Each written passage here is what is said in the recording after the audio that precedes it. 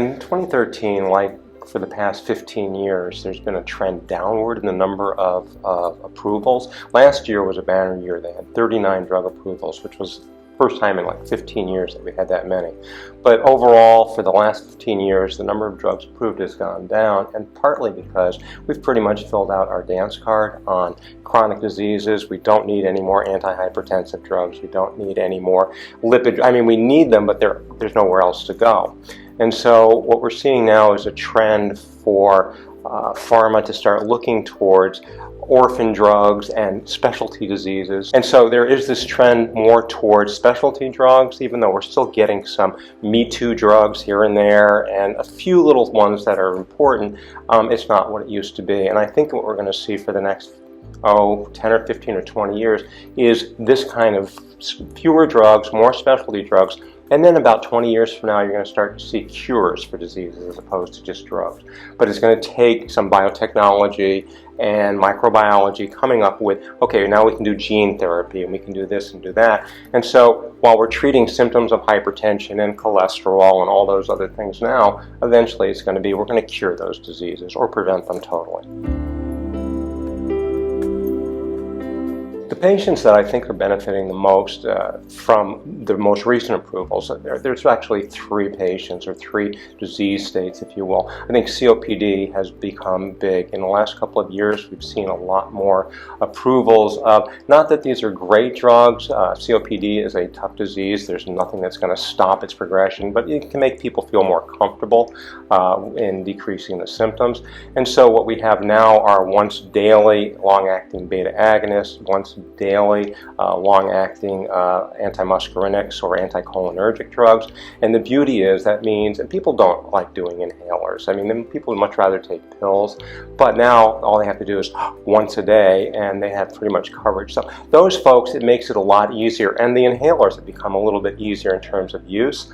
You can see the numbers of things left, the number of doses left, they're easier to use. So I think those folks have benefited a lot in recent years, especially in this past year. There were a couple of those drugs. Diabetics, we now have these very long-acting, once weekly injections of, for all intents and purposes, exenatide, the GLP-1 agonist.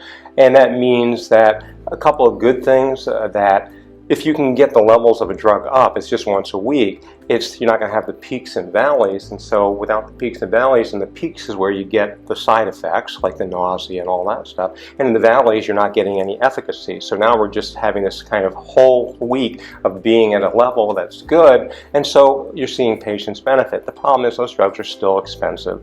And so you're not going to see wholesale people going over to those drugs. And so the third area is, of course, the new oral anticoagulants that people have been seeing advertisements for. And one of the things that I point out is if you watch the advertisements, it looks like it has freed you up to do anything. You can now travel all over the world.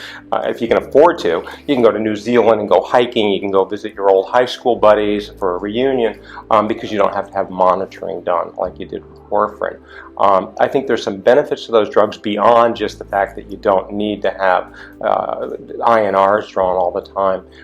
But I think some people that's going to be a real bonus for. Plus you don't have to change your diet. If you like spinach, go ahead and eat it, and all those various things that you can't do with warfarin. So I think those are the patients, the diabetics, the folks who need anticoagulation, and especially the COPD patients.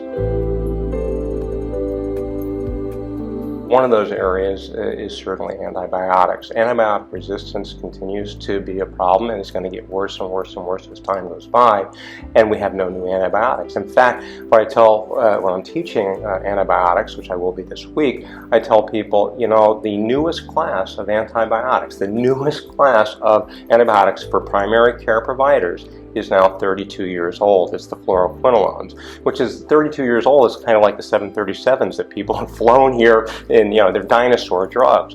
And there are no new antibiotics, and that's going to be a problem. And it's so much so that our government actually spent, about $200 million last year to hire one of the pharmaceutical companies in this country please develop new antibiotics because we're in trouble. So that's one huge unmet need, and that's been going on for 30 years. We just keep making other things, and part of the reason for that is that antibiotics are cures for diseases, and there's no money in a cure. There's money in chronicity like diabetes and hypertension and dyslipidemia and all those various things. So that's a big unmet need, and I hope that changes. Another big one is Alzheimer's. We have had in the last 15 years, this is hard to believe, I just did a talk on Alzheimer's the other night, and we've had, since 1998, over 104 drugs have entered clinical trials and have all failed in terms of that. We don't have, I mean, we're back to square zero. We have an idea of what causes the disease, but we're still not definitive of whether it's this or that.